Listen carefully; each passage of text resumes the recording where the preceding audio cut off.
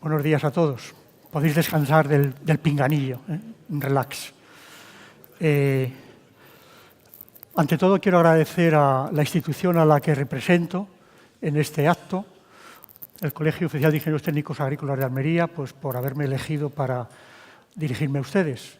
Y también agradecer a la organización, a Fertinova, pues el que me permita precisamente eso, el poder comunicarme con todos ustedes. Y voy a tratar de transmitirles un poco la cronología de acontecimientos que se han producido en estos últimos 70 años, parece mentira, ¿no?, pero 70 años de avances tecnológicos en la agricultura de Almería. Y vamos a ello. ¿Ya empezamos? No.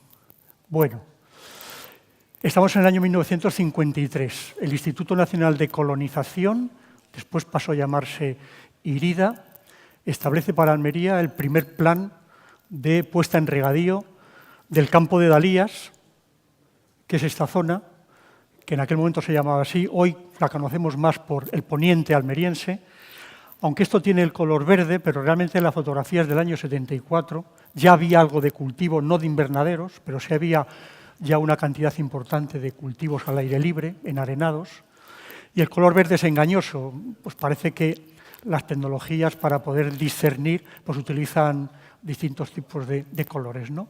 Pero vamos, eso en Almería nunca se ha visto tan verde esta zona. Si quitáramos los plásticos ahora, sí la veríamos verde.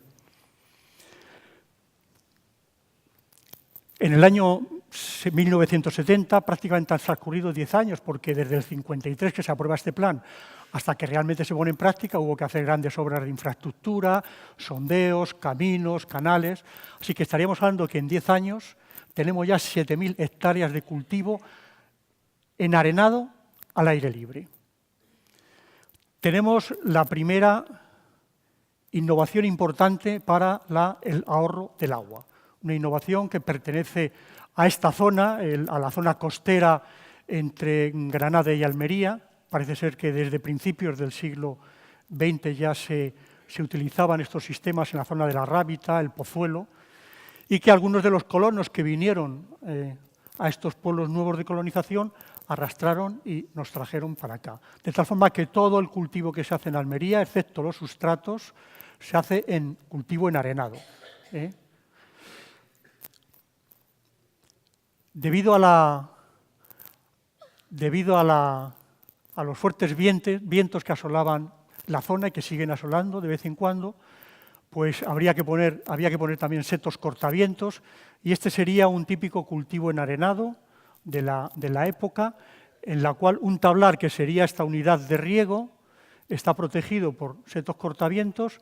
Por aquí, por este lateral, estaría la entrada de agua, y las melgas, que era el corte tradicional que se hacía, tenían un ancho de 2 metros y se inundaban a manta, que se decía, y un riego por inundación o gravedad. Se denominaba a manta. Y así es como se estuvo funcionando pues, durante unos cuantos años. El agua en estas situaciones se echaba... ¿No quiere entrar? Literalmente a puñados. La persona que está haciendo esto, lógicamente, se ha puesto para que le hagan la fotografía, porque normalmente él, que es el agricultor, estaría con una azada o con una legona manejando la arena para hacer el riego. Y en esa posición estaría un hijo suyo o su mujer, que eran los que tradicionalmente echaban el abono a la acequia, ¿no? Y bueno, pues ahí se ponía, según su criterio, pues este saco tiene que durar para 3 tablares, y esa era la dosificación que se hacía. O sea, se descubre en ese momento la fertirrigación, con una tecnología primitiva, pero si entendemos la fertirrigación como aplicar el abono a través del agua, pues ya estos agricultores de aquellas épocas ya lo estaban haciendo. Aparecen los primeros invernaderos, el invernadero piloto que se hizo en la parcela de Paco Fernández, que terminó llamándose Paco el Piloto, porque era en su parcela donde se hizo la primera experiencia, pero el desarrollo de los invernaderos empieza a partir del año 70 aproximadamente. Ya en el año 75, parte de las 7.000 hectáreas que había de cultivo al aire libre, pues se invernan y se transforman en invernadero. ¿Qué invernadero? Pues otra novedad, otra otra tecnología que se desarrolla en Almería, el invernadero tipo Parral, que viene de los antiguos parrales que soportaban las parras, las viñas elevadas, para poder, por debajo, poder hacer las labores culturales, que lo soportaban pues, un entramado sujetado por palos, un entramado de alambres. Pues a la gente se le ocurrió que este entramado se podía tupir una red un poco más espesa y poner un plástico. Se arenaba la parte de abajo y ya teníamos el invernadero tipo Parral que todavía perdura en el viento. Empiezan a aparecer las primeras instalaciones de riego. La innovación llega relativamente pronto porque es a finales de los 65, 68, en el año 65, 68 aproximadamente, empieza a desarrollarse esta tecnología a nivel comercial, pues en California y en Israel. Así que se puede decir que en Almería llegó con una cierta prontitud.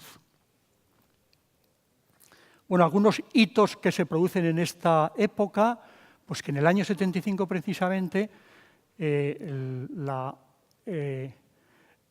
Caja Rural de Almería, que ahora la llamamos Cajamar y nos cuesta decir Caja Rural de Almería, estableció o creó la Estación Experimental de las Palmerillas, pues conocida a nivel mundial en el mundo de la horticultura. Se han desarrollado interesantes avances.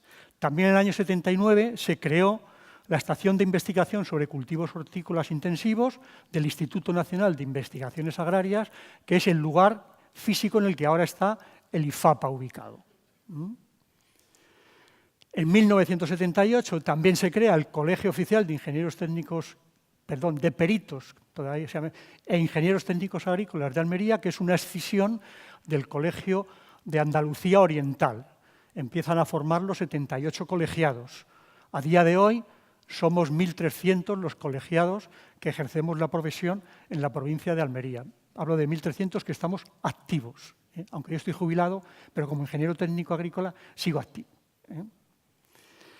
Y en 1979 se produce la transferencia, ya estamos en el estado de las autonomías en España, y se produce la transferencia a la Junta de Andalucía del antiguo Servicio de Extensión Agraria, que en aquella época pues, hizo una labor de desarrollo muy importante a nivel de agricultor por el contacto directo que tenía sobre ellos. ¿Lo he apagado sin querer? Sí.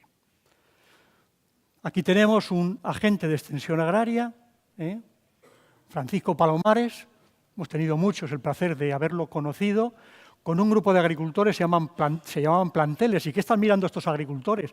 Algo que él tiene en las manos. ¡Olala! Es un tensiómetro. Y estamos hablando aproximadamente de finales de los años 70. Pues todavía en Almería no hemos logrado introducir este mecanismo. Les puedo contar como anécdota personal que yo en estas fechas, en el año 77, vine a Almería. Venía con una institución que se dedicaba a la formación ocupacional en todos los sectores productivos y yo venía especialmente para el sector de la agricultura. Y yo en mi equipamiento que traía llevaba un maletín con 2 tensiómetros. Y durante los 10 años más o menos que estuve dando cursos por la zona para agricultores, pues iba mostrando mis tensiómetros. Parecía algo como... Todavía estamos así.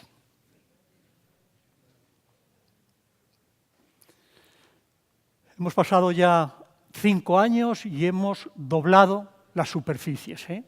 Hay ya 8.000 hectáreas de invernadero.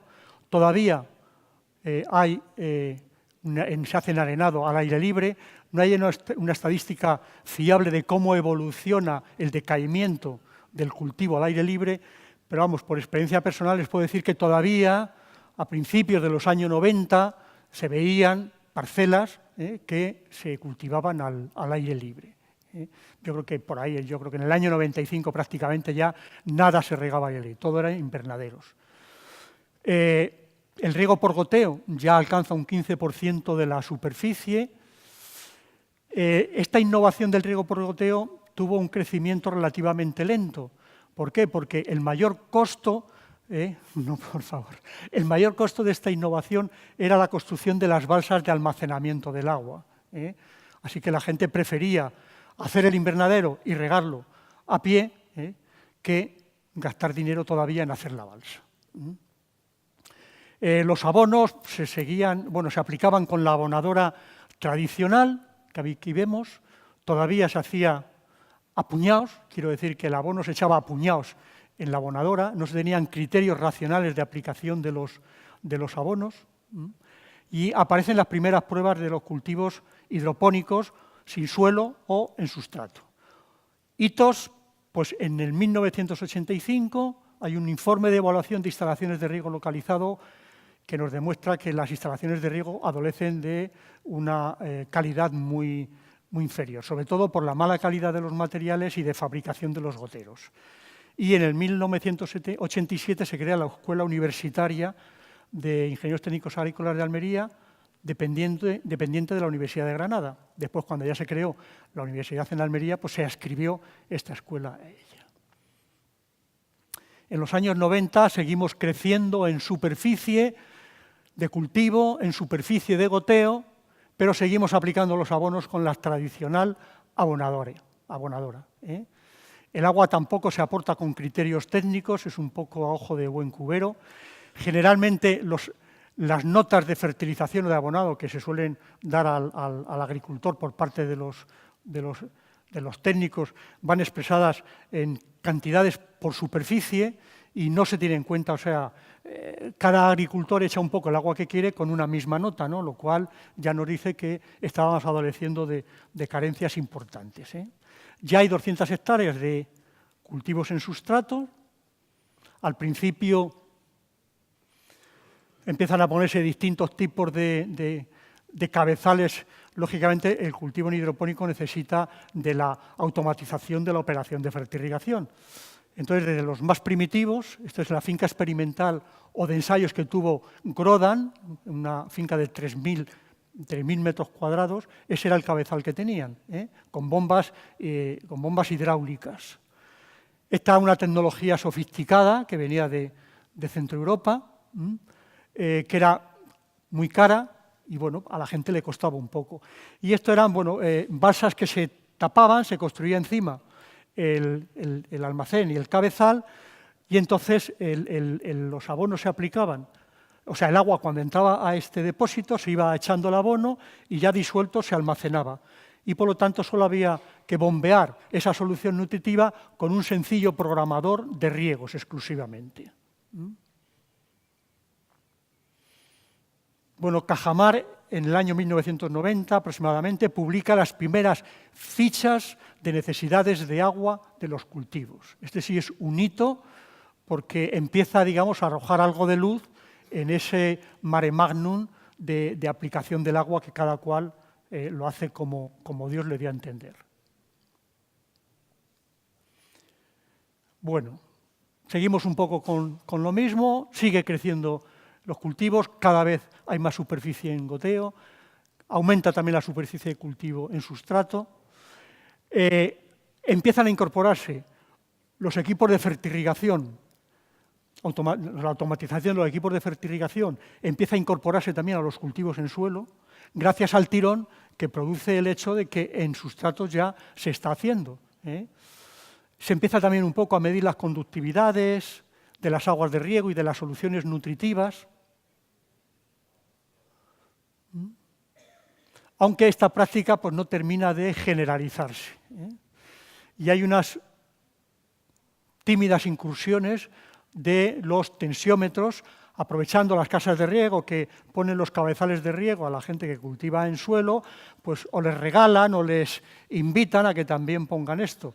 Realmente el campo no está preparado todavía, ni el sector de los técnicos, ni los agricultores, ni los propios vendedores, este aparato no saben qué hacer con él, no saben cómo usarlo, y quedan ahí relegados. Quedan relegados. Yo he visto cantidad de tensiómetros colgados en los almacenes viejos que no se han llegado a utilizar. Se puso un primer año y se acabó. Bueno, se ha mejorado ya a estas alturas de la película, se ha mejorado un poco la uniformidad en los coeficientes de uniformidad en las instalaciones de riego por goteo. Y bueno, este aumento del riego por goteo pues, trae como consecuencia de que se ha pasado de 7.000 metros cúbicos por hectárea y año de consumo de agua en el año 82 a 5.500 en el año 97, un avance importante.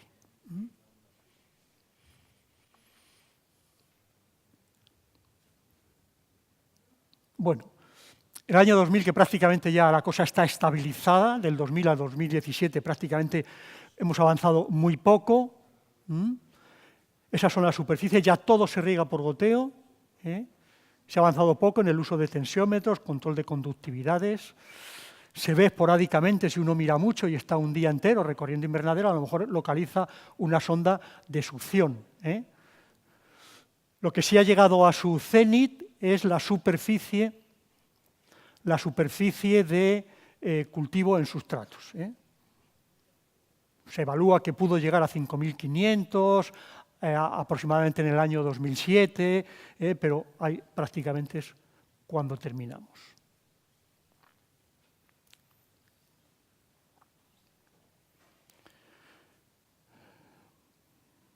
Bueno, aquí hay un informe también para el año 2015 de la Junta de Andalucía que dice que el 57% de las instalaciones ya tienen un programador de fertirrigación, que el 13% de las instalaciones se riegan con Venturi manual, o sea, no automatizado, y que el resto, el otro 30%, pues todavía se sigue utilizando la abonadora tradicional o otro tipo de, como por ejemplo, la aspiración directa a la bomba o bombas inyectoras mecánicas que no tienen control de conductividad. En el año 2017,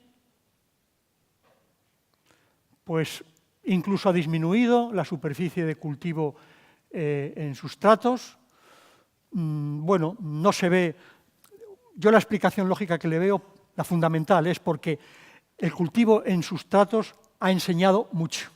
Toda la persona que se ha acercado al cultivo, a manejar cultivos hidropónicos, ha dado un salto de calidad técnico. Entonces, así como en el inicio de los sustratos, los cultivos en suelo, un cultivo de tomate en suelo y un cultivo de tomate en hidropónico o en sustrato, se diferenciaban perfectamente por el aspecto tan vegetativo que tenía el cultivo en suelo y tan generativo que tenía en hidropónico. Como la gente ha aprendido a manejar la fertirrigación en suelo, estas diferencias ya no son tan importantes, son mínimas. Ha habido un estrechamiento de márgenes, hay menos dinero para renovar sustratos y también hay un problema medioambiental de deshacerse de desechos, lana de roca, perlita, etc. Bueno, esta es la situación actual de las superficies. Bueno, que están muy cerca, el pase y el botón de parar están muy cerca. Bueno, un breve resumen de cómo han evolucionado las innovaciones. Estamos en este año, 1965, que empiezan el desarrollo de los invernaderos. El riego por goteo tiene un crecimiento paralelo, un inicio un poco errático, pero luego una subida vertiginosa hasta que el 100% de la superficie ya está.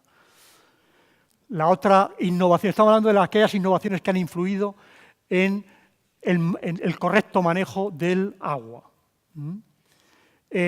Los sustratos, que tuvieron un desarrollo muy lento, una subida vertiginosa en 5 años y un decaimiento. ¿Por qué he puesto esto aquí? Porque el uso de programadores,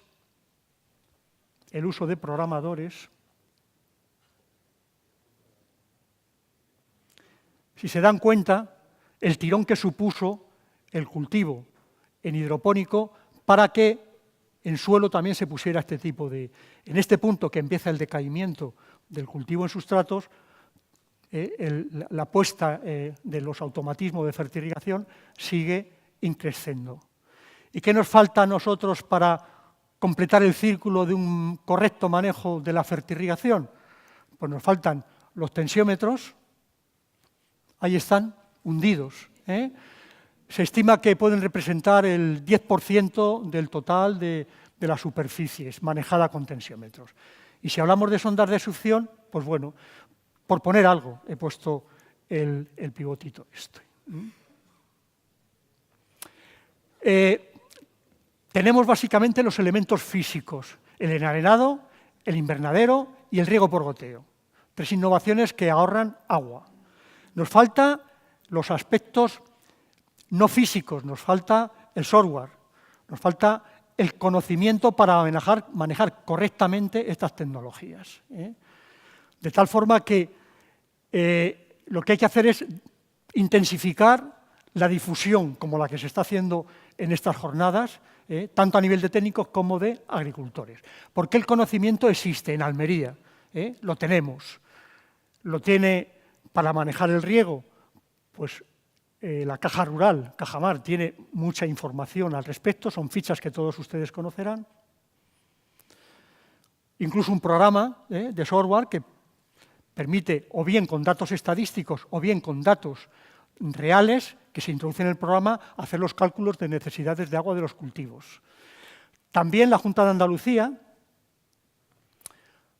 tiene el sistema de asistencia al regante, que ya se ha hablado de él, con el cual tenemos acceso a estaciones climatológicas, por ejemplo, esta es la de La Mojonera, y de esas estaciones climatológicas podemos obtener el dato puntual de cada día, esto es del domingo pasado, que nos da la ETO, la evapotranspiración del cultivo de referencia, que manejando unos factores de corrección pues permitirían a un agricultor hacer un seguimiento interesante. Y tienen también unas fichas parecidas a las de Cajamar. O sea, tenemos la información. ¿Y de qué tenemos también información? Pues, si me permiten, hay una información privada que un grupo de técnicos puso en marcha, un blog llamado Homo Agrícola, que algunos de ustedes lo conocerán. En realidad, quien lo puso en marcha fue el administrador del blog, lo puso en marcha en el año 2009, y al cabo de 1 año y medio, aproximadamente 2 años, ya nos había dado entrada el administrador a otros 5 técnicos que hacíamos entradas en este blog, cada uno de lo que entendía o que hay mucha información, sobre todo de control fitosanitario, de lucha biológica, y luego hay algunas cosas también relacionadas con esto. El blog, pues si se dan cuenta, tiene 1.500 entradas publicadas, tiene 3.500.000 visitas, de 1.300.000 visitantes procedentes de 182 países, el 68% de España. El siguiente país es México y el siguiente Estados Unidos. Supongo que toda la zona sur de Estados Unidos en que se habla mucho el español, lógicamente, ¿no? De Portugal también tenemos muchas visitas. Bueno, desde comienzos de este año está un poco en hibernación, algunos problemillas, pero está activo, el blog está activo, toda la información que tiene la pueden ustedes localizar. Por ejemplo, les voy a poner 2 ejemplos de lo que se pretendía. Era poner al alcance de agricultores y de colegas, de compañeros también. Esta es una entrada de uno de los que publicaban entradas, muy clara. En amarillo he puesto yo los valores porque no se veían con claridad, ¿no? De cómo manejar los tensiómetros. La entrada esta estaba dedicada a tensiómetros y sonda de succión, y otra entrada que les voy a mostrar relacionada con el fertirriego, esta la hice yo.